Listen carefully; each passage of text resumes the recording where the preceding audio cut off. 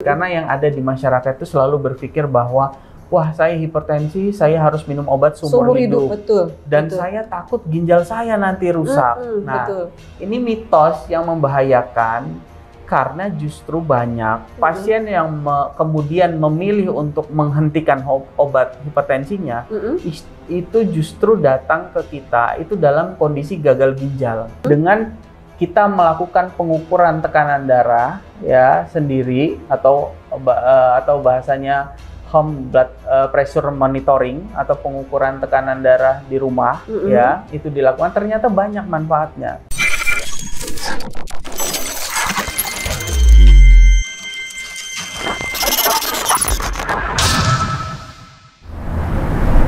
Assalamualaikum warahmatullahi wabarakatuh. Tabi pun pemirsa, kembali saya Novi Balga hadir untuk Anda dalam program kita Tanya Dokter.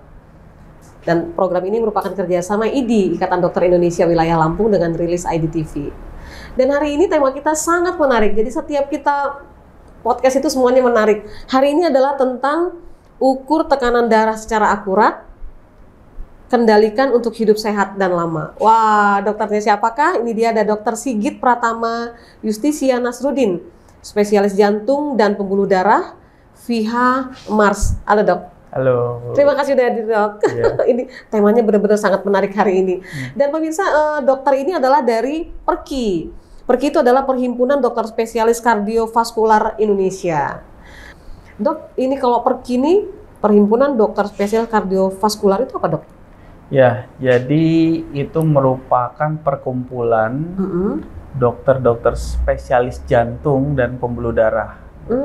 Jadi kita ada di pusatnya di Jakarta, kemudian di cabang-cabang termasuk di Lampung. Oke. Di Lampung sendiri itu sekitar 20-an orang anggotanya. Oh gitu, masih sedikit ya dokter spesialis jantung dan pembuluh darah. Dia kalau spesialis jantung nggak jantung aja gitu nggak ya? Udah pasti dengan pembuluh darah? Ya.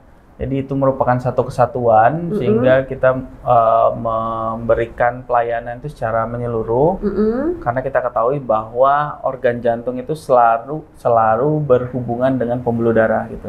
Sehingga kalau ada suatu masalah pada jantung termasuk juga pembuluh darahnya itu kita lakukan tata laksana. Tata laksananya, oke. Dan menurut Dokter Sigit ini, kita ambil tema ini dalam rangka Hari Hipertensi ya. Hari Hipertensi Internasional? Iya, internasional. Tanggal berapa jatuhnya? Itu diperingati setiap tanggal 17 Mei setiap tahunnya. Tanggal 17 pas banget nih.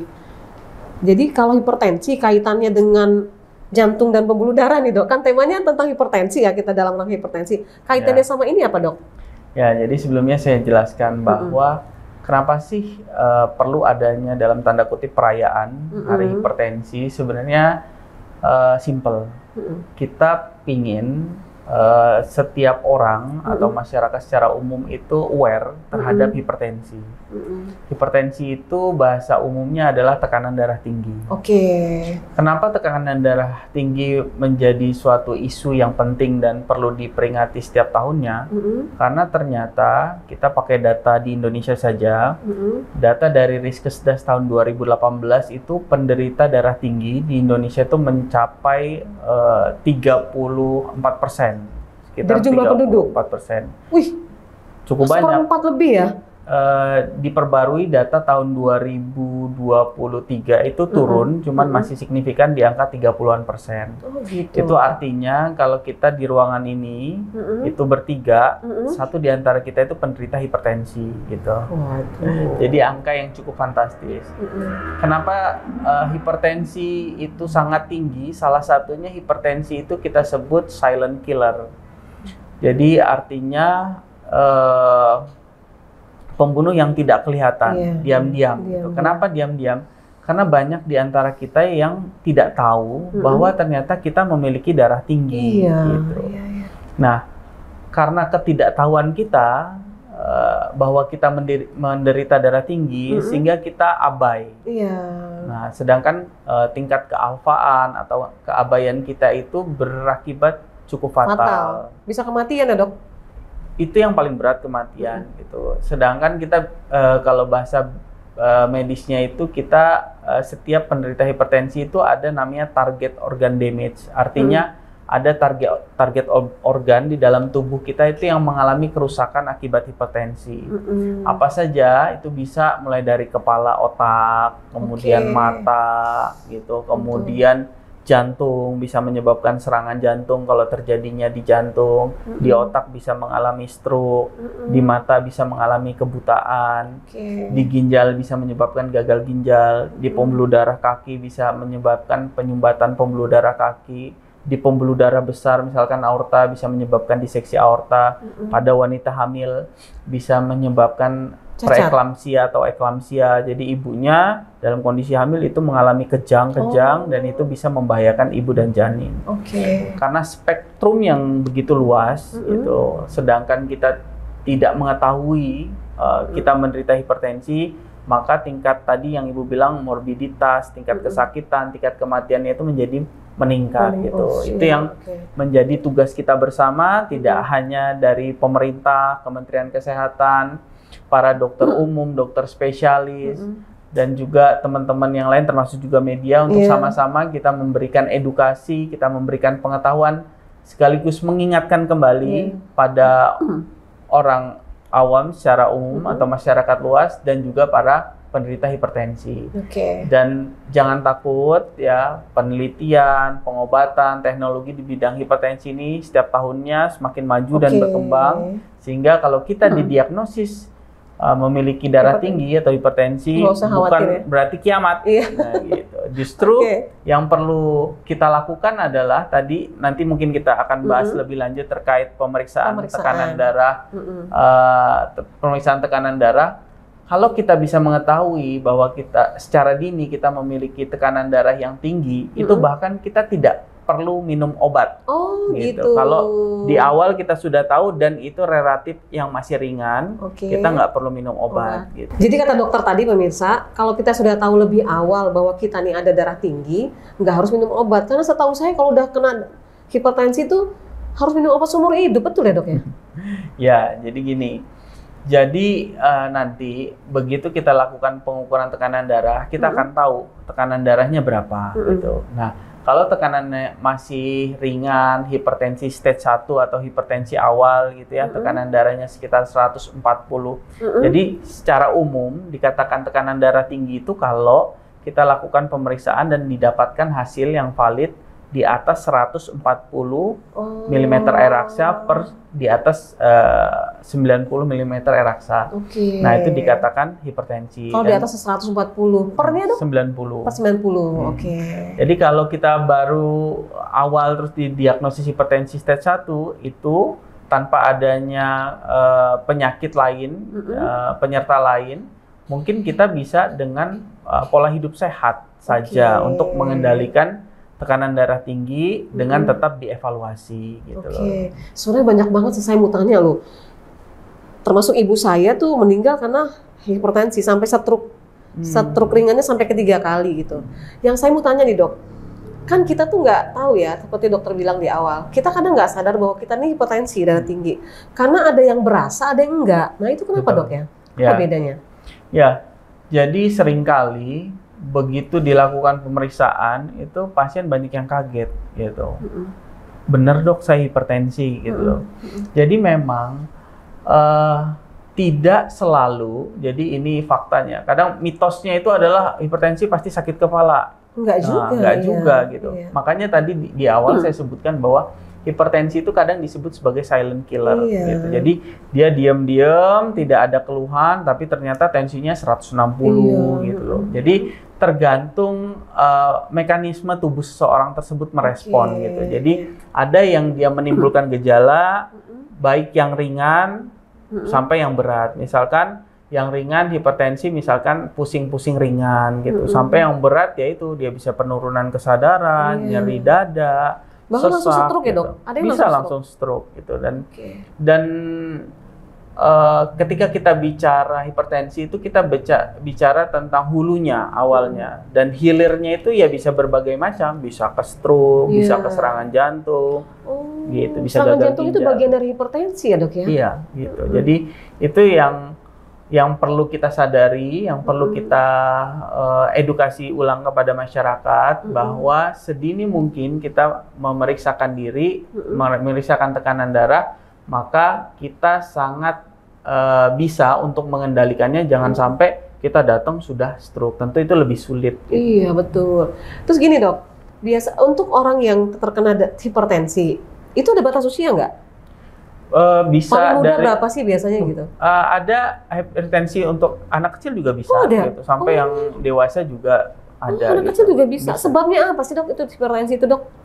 Banyak faktor ya, faktor keturunan bisa, gitu. Pola makan ya, pola makan bisa. Misalkan makan makanan yang banyak mengandung garam, yang asin-asin meskipun enak. Itu juga bisa menyetuskan terjadinya hipertensi.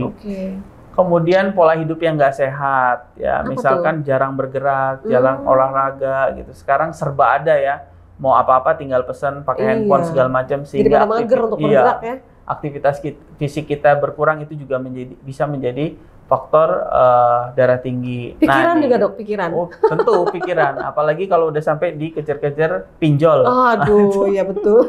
Itu pasti tensi naik gitu ya. Nah, ini yang paling sering, yaitu merokok.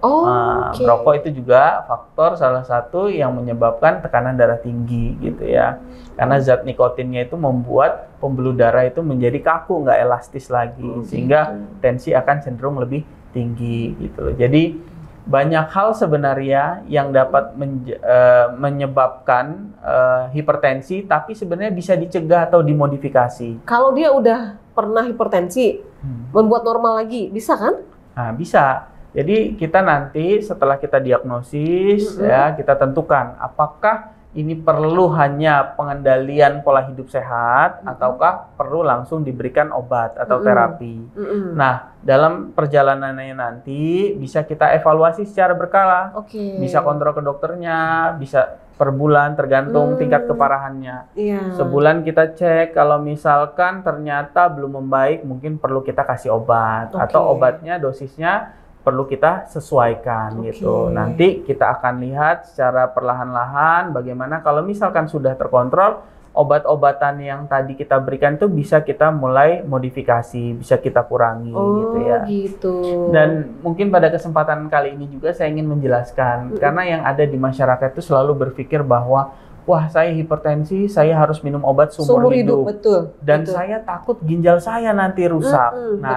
Ini mitos yang membahayakan, karena justru banyak pasien yang kemudian memilih untuk menghentikan obat hipertensinya, itu justru datang ke kita itu dalam kondisi gagal ginjal. Karena hipertensi itu sendiri menyerang ginjal gitu. Jadi kalau kita nggak minum obatnya, justru kita membiarkan hipertensi itu dalam tanda kutip menggerogoti ginjal untuk menjadi lebih parah. Walaupun hari-hari tensi ini sudah normal, tetap harus kita minum juga tuh. Nah, jadi dalam hipertensi itu kita mengenal istilah hipertensi terkontrol. Ya, jadi target kita sebagai dokter dan pasien itu mencapai bagaimana supaya hipertensi itu terkontrol gitu ya. Nah, kita akan lihat gitu perkembangannya. Kalau memang tadinya dengan 3 obat, ya ternyata hipertensi bagus, kita kurangi, kemudian kita kurangi gitu ya. Itu tadi namanya modifikasi. Modifikasi pemberian terapinya gitu ya. Nah, terkait tadi ya, jadi sekali lagi saya ingin ingatkan bahwa dengan kita mengambil pilihan tidak memberikan terapi pada pasien dengan hipertensi, justru malah menyebabkan gangguan ginjal. Nah, dokter pun nanti dalam memberikan obat tentu akan mempertimbangkan dan akan mengevaluasi fungsi ginjal, sehingga obat-obatan yang diberikan oleh dokter untuk menurunkan tekanan darah tersebut itu dicari yang paling aman gitu. Jadi jangan takut gitu ya. Intinya gini sih, memang harus sering-sering kontrol ya dok ya. Biar tahu ya. Kalau rasa-rasa badan nih, misalnya saya pernah hipertensi terus rasa badan kayaknya enggak nih, enteng gitu. Boleh nggak kayak gitu dok? Ya. Jadi kita itu dalam melakukan pengecekan sesuatu itu harus menggunakan data yang objektif. Ya. Jangan kira-kira ya. Jadi kan ada yang namanya data subjektif, ada yang namanya data objektif. Mungkin perasaan kita tidak ada keluhan itu merupakan data subjektif dari diri kita. Sedangkan data objektifnya yaitu dengan melakukan pengukuran tekanan darah. Jadi jangan yang sering salah kaprah di masyarakat itu minum obat tensi kalau ada keluhan saja, gitu. Justru itu tidak dibenarkan. Malah gitu tidak dibenarkan. Jadi nggak perlu khawatir dengan mitos yang bilang nanti malah jadi gagal ginjal ya? Iya, itu. Baik dok. Dok, tadi dokter sempat singgung di awal tadi, hipertensi ini bisa jadi serangan jantung, lain-lain ya. Kenapa bisa begitu? Dia nggak kejadiannya nggak cuma satu, tapi banyak, bisa ke kaki, bisa kemana-mana. Kok bisa gitu sih dok? Ya, jadi itu kenapa balik lagi ya, kita sebagai dokter itu tidak hanya dokter spesialis jantung, tapi juga dokter spesialis jantung dan pembuluh darah. Pembuluh darah ya. Jadi yang namanya hipertensi, tekanan darah tinggi itu adalah tekanan dari darah yang ada di pembuluh darah, gitu ya. Biasanya kita hitung tekanan darah di sini, di daerah lengan atas sini atau di arteri brachialis ini. Ya, jadi tekanannya kita ukur. Nah, pembuluh darah ini itu bercabang kemana-mana. Ada di otak, menyebar ke seluruh tubuh, ada di jantung, ada di kaki, ada di ginjal. Sehingga kerusakan yang terjadi biasanya di salah satu pembuluh darah, misalkan di jantung, itu juga terjadi bersama-sama juga di otak, di ginjal gitu. Sehingga tergantung nih mana duluan yang lebih parah. Kalau misalkan yang parah duluan itu adalah di jantung koroner, di pembuluh darah koronernya, ya akan terjadi serangan jantung. Gitu. Makanya biasanya kenapa sih kita perlu pemeriksaan yang cukup banyak, ya karena proses patofisiologi atau proses perubahan pembuluh darah dari yang normal menjadi nggak normal itu berjalan secara paralel, tidak hanya di pembuluh darah jantung saja, ya sehingga perlu kita cek otaknya bagaimana, ginjalnya bagaimana, gitu loh, sehingga obat-obatan yang kita berikan juga tidak hanya 1-2 target organ tertentu, tapi keseluruhan organ yang kita identifikasi juga mengalami gangguan, gitu. Sehingga biasanya kalau memang sakit hipertensinya sudah berat, sudah terkena di berbagai organ, biasanya kita sebagai dokter jantung juga mengkonsultasikan ke bagian misalkan saraf, ke bagian penyakit dalam. Kalau misalkan ditemukan adanya stroke atau gejala stroke, atau misalkan gangguan ginjal gitu ya. Jadi kita untuk menata laksanai hipertensi atau darah tinggi yang berat ini, kita itu sebagai tim. Jadi hipertensi ini perlu kita kelola secara bersama-sama. Nah, nanti kalau kondisinya sudah stabil, sudah baik, bisa kita kembalikan ke fasilitas kesehatan awalnya, vaskes awalnya, bisa ke puskesmas. Untuk kontrol aja gitu ya. Untuk kontrol, kalau memang sudah stabil gitu. Jadi kita nggak bisa unjuk gigi jadi superhero nih, nangani sendiri gitu. Kita harus menjadi super tim. Bagaimana kita mengelola hipertensi ini secara bersama-sama, tergantung derajat beratnya hipertensi yang sudah terjadi ini. Gitu. Kalau di masyarakat umum itu, ya awam tuh mereka mengidentikan, termasuk saya nih dok, karena kejadian dengan orang tua saya sendiri, hipertensi dengan stroke. Hipertensi dengan stroke, identiknya hanya itu loh taunya. Ternyata bisa menyerang jantung dan lain-lain. Nah, sekarang kalau kita bahas tentang stroke, dok, kenapa dia sebelah badannya? Nah, itu apa yang terjadi kalau bisa begitu? Ya, jadi stroke itu kita ketahui kan terjadi di pembuluh darah otak.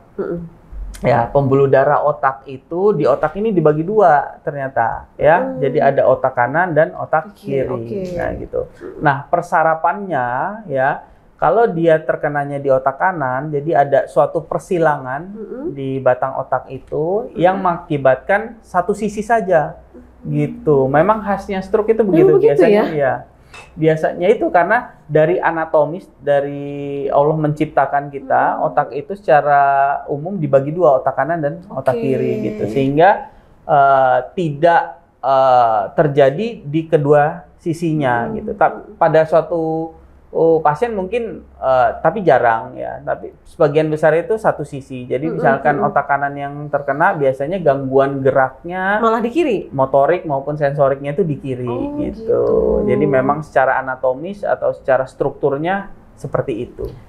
Terus gini dok, kalau udah stroke, apakah masih bisa sembuh normal? Nah, ya ini saya coba menjawab ya, tapi mungkin kapasitas yang lebih tepat dokter saraf tentunya ya. Tapi secara umum saya jawab ya, penyakit apapun ya, baik itu stroke, baik itu serangan jantung gitu ya, harapan untuk sembuh itu selalu ada, gitu. Harapan sembuh itu selalu ada. Itulah kita harus berterima kasih pada pendahulu-pendahulu kita, para peneliti-peneliti, karena yang namanya ilmu di bidang kedokteran itu selalu berkembang ya. Setiap hari kita disuguhkan oleh jurnal-jurnal penelitian terbaru, ya, trial-trial terbaru, sehingga kita semakin ke depan semakin optimis. Ya, nah yang perlu diketahui bagi masyarakat gitu ya, tentu ya penyakit stroke itu dapat diobati tergantung seberapa berat. Maka dari itu, nah ini saya mengulang lagi ya, lebih baik mencegah daripada mengobati, karena kalau kita datang sudah kondisi yang parah, apalagi stroke-nya itu sangat luas, tentu kemungkinan sembuhnya lebih kecil dibanding dengan stroke yang ringan gitu.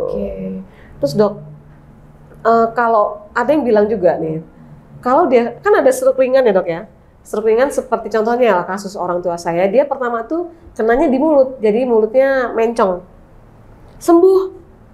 Stroke lagi yang kedua kenanya di mata, jereng matanya. Dan yang ketiga nggak tertolong. Apakah benar kalau udah stroke ketiga itu nggak tertolong? Ya, makanya penting bagi kita, apalagi kalau kebetulan mertua saya juga seperti itu, kena serangan stroke pertama dan stroke kedua gitu. Biasanya stroke yang selanjutnya itu lebih berat dibanding stroke pertama biasanya. Maka dari itu, kalau teman-teman semua, sahabat-sahabat semua, masyarakat Lampung terkena penyakit stroke harus kontrol. Gitu ya, harus kontrol karena kita ingin menyelamatkan satu daerah yang terkena stroke itu biar nggak memberat. Terus yang kedua, daerah lain ya itu tidak menjadi ikut terkena gitu. Emang bisa ya? Bisa.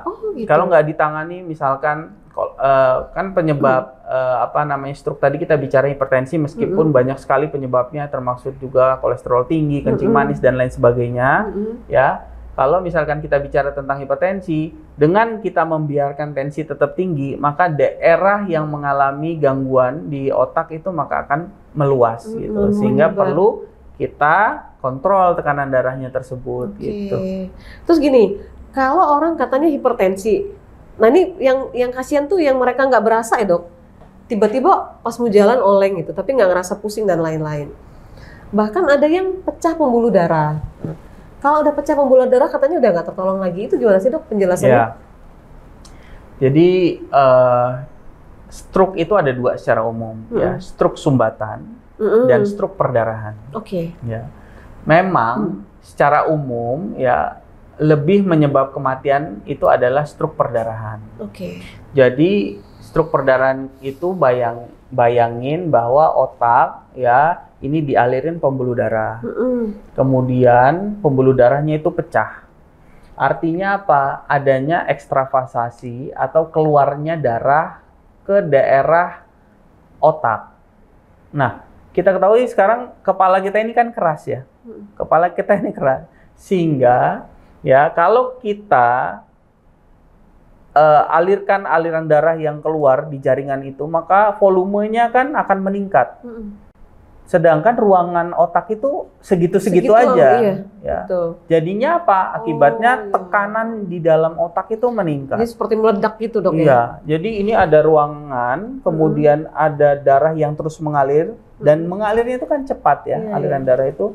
Maka tekanan di dalam otak ini akan meningkat. Akhirnya apa? Menekan seluruh organ-organ otak yang vital itu. Gitu ya. Bahaya.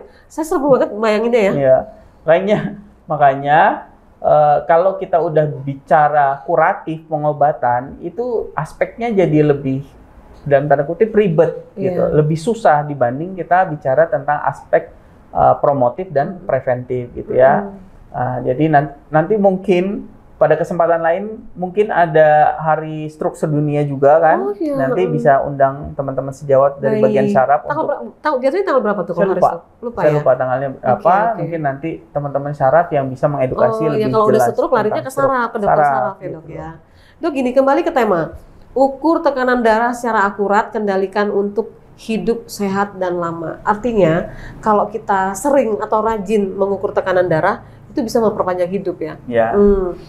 Tahapannya yang benar tuh gimana, Dok? Ya. Nah ini mungkin poin pentingnya pada diskusi kita kali ini ya. Jadi apakah perlunya kita melakukan pengukuran tekanan darah? Ternyata banyak sekali jurnal penelitian, meta-analisis yang sudah dilakukan dengan kita melakukan pengukuran tekanan darah ya sendiri atau bahasanya home blood pressure monitoring atau pengukuran tekanan darah di rumah ya, itu dilakukan ternyata banyak manfaatnya. Misalkan apa? Satu, darah akan jadi lebih terkontrol gitu karena kita punya datanya. Terus yang kedua, pengobatan jadi lebih efektif karena kita bisa menyesuaikan dosis dan juga menyesuaikan terapi dengan adanya pengukuran tekanan darah. Nah, terus bagaimana sih caranya kita melakukan pengukuran tekanan darah? Nah, jadi sebenarnya nggak susah ya. Dulu mungkin yang bisa melakukan pengukuran ini adalah teman-teman medis, baik itu dokter, baik itu perawat, bidan lah bisa juga, bidan gitu ya. Sekarang masyarakat umum sudah bisa. Kenapa? Karena dulu ya kita pakai alatnya ya, tensimeternya itu yang masih manual gitu ya. Yang gini-gini ya, tensimeter dan kita butuh stetoskop. Sekarang sudah banyak dijual di pasaran, mulai yang harganya mungkin relatif murah atau yang relatif mahal itu ada, tinggal dipilih sesuai kemampuan kita. Itu yang secara otomatis. Ya, itu sangat memudahkan. Tapi tingkat keakuratannya gimana, Dok? Nah, tentu setiap alat itu harus kita lakukan kalibrasi namanya. Ya, kalibrasi itu namanya pengecekan. Ya, ketika memang kalibrasinya baik, pengecekannya baik, ya tentu dengan menggunakan pengukuran tensi yang otomatis itu akan hasilnya akurat juga, gitu ya. Jadi jangan takut. Jadi harus berulang-ulang lah gitu ya. Nah, ini saya kasih tahu step by stepnya ya. Ya, untuk yang menyaksikan mungkin bisa catat-catat nih ya tentang step by stepnya ya. Jadi pertama itu tahap pemeriksaan, kedua itu mohon maaf, yang pertama itu tahap persiapan, yang kedua itu tahap pemeriksaan, yang ketiga itu adalah tahap interpretasi dan konsultasi. Saya membaginya 3 itu supaya teman-teman di rumah mudah untuk mengingat. Apa tahap persiapan yang harus dilakukan sebelum kita lakukan pemeriksaan tekanan darah? Yang pertama, 30 menit sebelum dilakukan pemeriksaan, kita nggak boleh habis olahraga. Jadi 30 menit harus kita sudah berhenti misalkan olahraga. Terus yang kedua, tidak boleh merokok. Karena itu mempengaruhi. Sebelum 30 menit? 30 menit sebelum kita cek. Kemudian apa lagi? Tidak boleh minum kopi. Yang terakhir, yang keempat, tidak minum alkohol. Jadi 30 menit sebelum pemeriksaan itu tidak boleh. Nah, kemudian 5 menit sebelum menjelang pemeriksaan kita harus rileks. Nggak boleh tegang. Jadi nggak boleh habis ribut sama pasangannya langsung ditensi. Langsung diagnosisnya hipertensi pasti ya. Pasti tinggi itu ya. Jadi harus istirahat dulu 5 menit. Relax, terus duduk santai, nggak boleh berbicara. Karena berbicara itu juga mempengaruhi tekanan darah. Kita kan tadi judulnya kita mau melakukan pemeriksaan yang akurat. Ya, jangan sampai dilakukan pemeriksaan nggak akurat, malahan nanti menyesatkan gitu ya. Nah, setelah 30 menit, 5 menit, kemudian pada saat pemeriksaan. Nah, pemeriksaan itu kita nggak boleh sambil berdiri. Nggak boleh ya? Nggak boleh. Kita harus posisi duduk, rileks, santai, ya. Jadi bagaimana posisinya? Kita harus nyender ya? Di kursi, kemudian lengan yang ingin kita lakukan pemeriksaan kita taruh di meja. Mau ditatakin ya? Ditatakin. Nggak boleh tensi berdiri seperti ini, gitu ya. Ditatakin seperti ini, ya. Kemudian ya setelah kita taruh tangan kita di sini, kaki juga mempengaruhi. Kaki nggak boleh bersilang. Nah, jadi kaki harus lurus dan telapak kaki harus menyentuh lantai. Nggak boleh ngayun-ngayun gitu. Itu dari sisi postur tubuh ya untuk mendapatkan hasil yang akurat ya. Kemudian kita menggunakan alat namanya tensimeter ya, itu ada manset namanya. Manset itu yang dikalungkan yang di lengan. Itu ya? Ya. itu harus ukurannya sesuai dengan ukuran lengan kita. Jangan untuk yang anak kita pakai untuk dewasa ataupun sebaliknya, karena nanti hasilnya kan tidak valid. Ya, kita taruh sekitar 2 jari di atas siku sini, ya, di atas pergelangan gitu ya. Kita taruh, kita kencangkan dengan pas ya. Kemudian pada saat dilakukan pemeriksaan, posisi kita tidak boleh bicara. Ya, harus diam, kemudian dipencet tombol untuk dilakukan tekanan darah ya. Kemudian kita ikuti, kalau sudah selesai baru kita lihat hasilnya. Dan itu coba berkali-kali ya, sama apa enggak gitu ya? Yang dianjurkan adalah minimal 2 kali dalam jeda 1 menit. Jadi setelah kita dapatkan hasil, kita catat nih ya. Maka saya itu selalu menganjurkan ke pasien ya, nggak usah susah-susah gitu. Selembar kertas, tulis tanggal, tulis pemeriksaan pagi dan malam. Karena kita dianjurkan melakukan pemeriksaannya pagi sebelum minum obat dan malam sebelum tidur. Ya, buat tabel simpel aja ya. Kemudian tanggal, misalkan sekarang tanggal berapa ini? 21 ya? 22. 21. 21. Oh ya, 21. Nah, 21 kita lihat pagi, tulis angka 1 dan 2. Yang pertama 1 itu adalah pengukuran pertama, terus yang kedua itu adalah pengukuran yang kedua. Karena kita setiap mengukur harus 2 kali gitu ya. Nah, yang kedua juga sama, setelah 1 menit, kemudian kita pencet tombolnya lagi untuk dilakukan pemeriksaan tekanan darah gitu ya. Nah, baru kita lihat hasilnya gitu ya. Nanti kita bisa rata-rata berapa hasilnya gitu ya. Dilakukan pagi, ingat, sebelum minum obat ya, dan malam sebelum tidur ya. Nah, itu istilahnya raport tuh, kalau misalkan untuk penderita hipertensi itu dibawa ke dokter. Dok, ini nih sudah saya ukur dalam sebulan ini pas kontrol. Nah, dokter akan melihat grafiknya bagaimana, apakah tekanan darahnya sudah terkontrol ataukah belum. Manfaatnya apa? Dokter jadi lebih percaya diri lagi untuk memberikan obat, menyesuaikan dosisnya ataupun menambah atau mengurangi obatnya.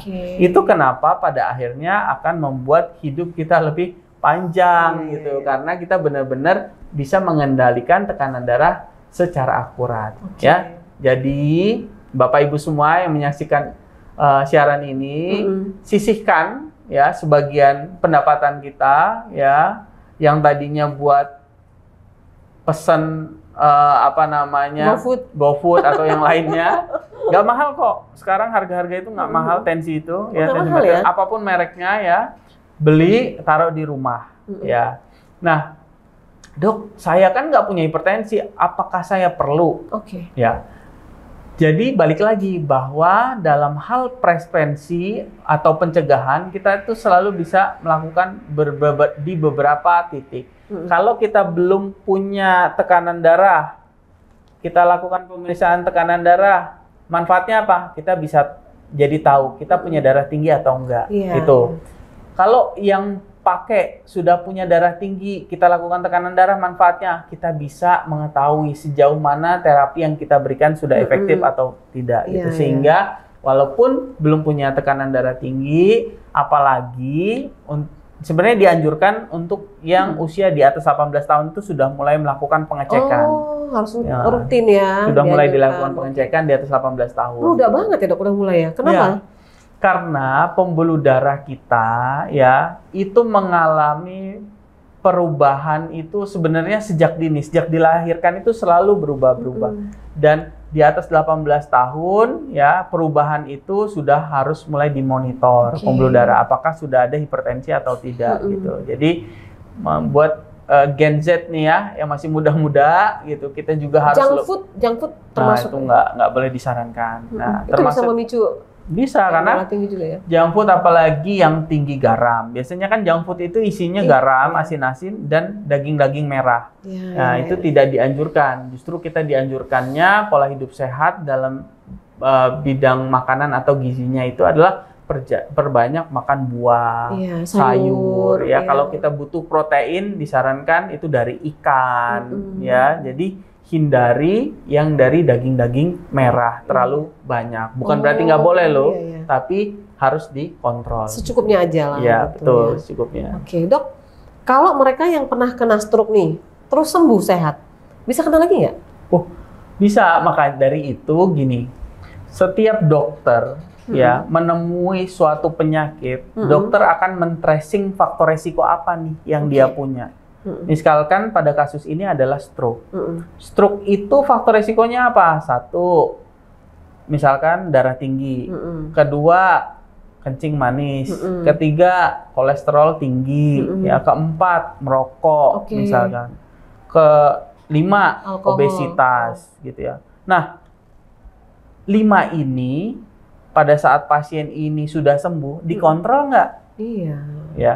Kalau misalkan ternyata cuma tekanan darahnya aja yang dikontrol, ternyata gulanya tinggi, obesitasnya nggak ditangani, masih ngerokok gitu ya, ya pasti akan kembali stroke-nya gitu ya.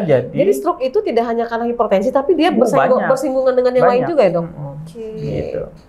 Oke. Ini sebenarnya menarik banget loh. Dok, bener nggak kalau usia, ada di usia tertentu, tadi dokter bilang ya, kalau yang tensinya 140 itu termasuk normal ya. Kalau udah 140 di atas baru dia hipertensi, betul nggak, Dok? Iya. Tapi tergantung usia nggak? Ya, jadi dengan bertambahnya usia, tadi saya bilang bahwa proses aterosklerosis, proses kekakuan dari pembuluh darah itu juga akan bertambah. Sehingga memang ada sedikit perbedaan ya toleransi kita terhadap tekanan darah berdasarkan usia.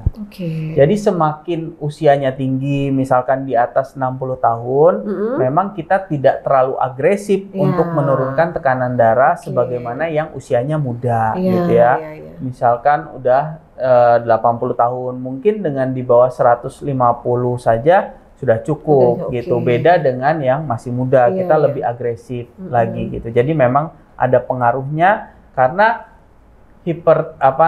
perubahan fisik seseorang itu berdasarkan usia itu memang terjadi gitu. Ya.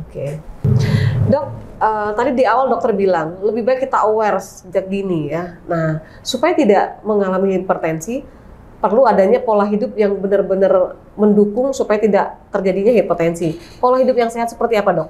Ya, mungkin ini juga bisa kembali keluarin catatannya ya. Untuk dicatat kembali. Jadi pola hidup sehat itu dampaknya sangat baik bagi tubuh, gitu ya. Karena dengan kita melakukan pola hidup sehat, kita dapat mencegah darah tinggi. Ya, apa aja? Yang pertama, kurangi asupan garam. Gitu itu benar ya, Dok, ya, asupan garam itu? Iya, karena garam itu sifatnya dia menarik cairan. Terus, Dok, jenis-jenis garam tuh kan beda merek, beda warna gitu-gitu, ngaruh nggak sih, Dok? Ya. Yang benar yang mana, yang bagus sih?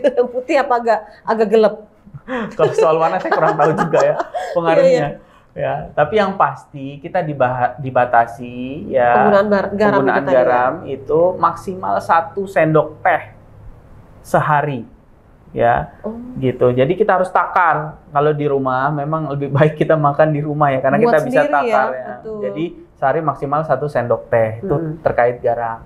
Terus apa lagi, Dok? Yang kedua, olahraga. Nah, ini sekaligus untuk mengingatkan kita semua nih pentingnya akan olahraga. Olahraga ringan aja lah, Dok ya. Ya, jadi olahraga itu sebenarnya nggak usah yang berat-berat, harus keringatnya gobios banyak itu enggak. Jadi olahraga yang disarankan oleh WHO ya itu 5 kali minimal dalam 1 minggu dan waktunya nggak lama-lama, cukup 30 menit. Ya, kita kan punya 24 jam dalam sehari, menyisihkan waktu 30 menit aja, mengambil porsi misalkan main Instagram, main Facebook dan yang lainnya, 30 menit saja olahraga gitu ya. Terus? Jadi 30 menit 5 kali dalam seminggu minimal anjuran bentuknya dari WHO. Bentuknya terserah kita lah. Nah, bentuknya tentu perlu dikondisikan kita masing-masing. Nggak mungkin yang sudah usia tua, gitu. 60, kita ajak sprint. Nggak gitu ya. Nah, kita sesuaikan dengan kemampuan. Misalkan kita ada sakit kaki, misalnya radang sendi untuk yang udah tua nih biasanya. Kita ganti misalkan dari yang lari jadi misalkan sepeda santai yang statis atau berenang yang tidak menggunakan beban gitu ya. Jadi kita pilih sesuai dengan kapasitas dan kemampuan diri kita. Jogging juga bagus ya, Dok? Bagus. Nah, itu. Jadi tapi kalau untuk teman-teman atau masyarakat yang punya sakit, ya misalkan jantung, stroke, mungkin perlu konsultasi dulu terkait anjuran olahraga apa yang lebih dipilih gitu ya. Nah, satu kita udah bahas garam, olahraga. Terus yang ketiga adalah rokok. Hindari. Stop. Bukan hanya dihindari. Rokok ini tidak hanya ya menjangkit pada perokok itu sendiri, tapi perokok pasif yang ada di lingkungan juga terkena, anak, istri dan lain sebagainya. Sehingga ya ini sekali lagi teman-teman bahwa sebisa mungkin kita harus menghentikan rokok, baik itu yang konvensional ataupun yang elektrik seperti vape, itu juga tidak dianjurkan. Tidak dianjurkan ya. Terus yang keempat ya, yaitu berat badan.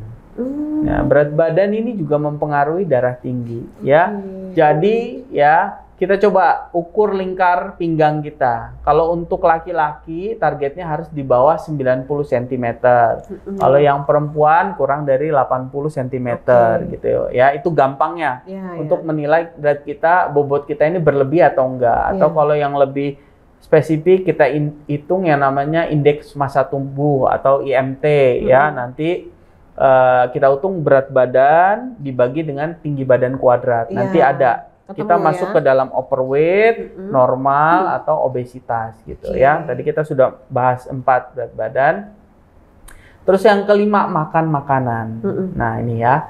Makan makanan apa yang dianjurkan untuk menghindari hipertensi, yaitu makan makanan yang kaya akan serat dan nutrisi gitu ya. Sehingga kenapa kita disarankan untuk makan buah dan sayur. Dan kita harus mensubstitusi ya pilihan kita dalam asupan protein yang tadinya dari daging merah yang banyak juga lemak-lemaknya, kita ganti misalkan dengan ikan atau dengan unggas gitu, sehingga asupan kita terhadap lemak tidak berlebihan gitu ya. Jadi ingat 5 hal tadi ya.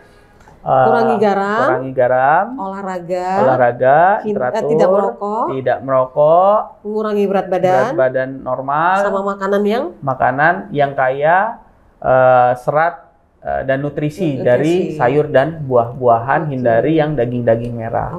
Jadi kalau 5 itu kita pegang ya, insya Allah ikhtiar kita untuk mencapai tekanan darah yang baik itu akan tercapai. Dan bisa hidup lebih lama. Hidup lebih lama dan lebih sehat. Dok, sebelum kita tutup, Dok, ada cara-cara tradisional yang dilakukan untuk menurunkan tekanan darah, ya. Rebus daun inilah, rebus itulah. Itu disarankan nggak sebenarnya? Ya, jadi ada beberapa penelitian terkait dengan pendekatan-pendekatan tradisional seperti itu gitu ya. Tapi memang tidak semuanya benar gitu ya. Yang informasi atau literatur yang ada itu terkait mentimun. Nah, kalau mentimun itu ada beberapa literatur yang memang menunjukkan adanya manfaat untuk mengendalikan tekanan darah. Tapi tidak semua itu bermanfaat. Jadi kita, dan saya juga tidak hafal apa aja semua yang mengkudu salah satunya tuh. Yang lain-lain itu perlu kita cari jurnal. Sekarang kan sudah banyak sekali akses ya. Iya, betul. Jadi seringnya itu banyak di grup-grup WhatsApp tuh ya. Iya. Di grup WhatsApp keluarga gitu kan, sebaran-sebaran informasi harus makan ini, makan ini, makan itu. Sebaiknya kita konfirmasi, coba kita cari literaturnya. Kalau memang terbukti secara penelitian, secara ilmiah, baru kita boleh menggunakan. Mungkin itu. Baiklah.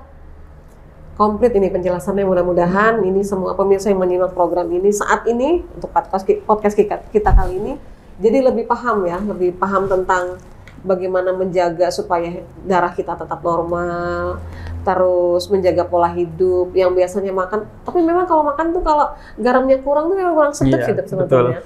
Iya, tapi untuk kesehatan kita dan bisa hidup, kan pengen hidup lebih lama kan, dikurangin garamnya. Terima kasih dokter untuk waktunya. Dr. Sigit Pratama Yustisia Nasruddin, spesialis jantung dan pembuluh darah. VIHA Mas. VIHA itu apa dok? VIHA itu ya terkait dengan itu juga ya? Jantung, di bidang jantung. Oke. Tema kita hari ini adalah ukur tekanan darah secara akurat, kendalikan untuk hidup sehat dan lama. Terima kasih pemirsa kebersamaannya. Terima kasih sekali lagi dokter. Terima kasih juga untuk IDI, Ikatan Dokter Indonesia Wilayah Lampung yang sudah bekerja sama sehingga setiap minggu bisa ngobrol dengan dokter dengan tema-tema yang luar biasa yang memang sangat dibutuhkan penjelasannya, pencerahannya oleh masyarakat. Terima kasih pemirsa untuk kebersamaannya. Saya Novi Balga mewakili kerabat kerja yang bertugas undur diri. Sampai jumpa dan wassalamualaikum warahmatullahi wabarakatuh. Waalaikumsalam. Thank you dok. Terima kasih. Sama-sama.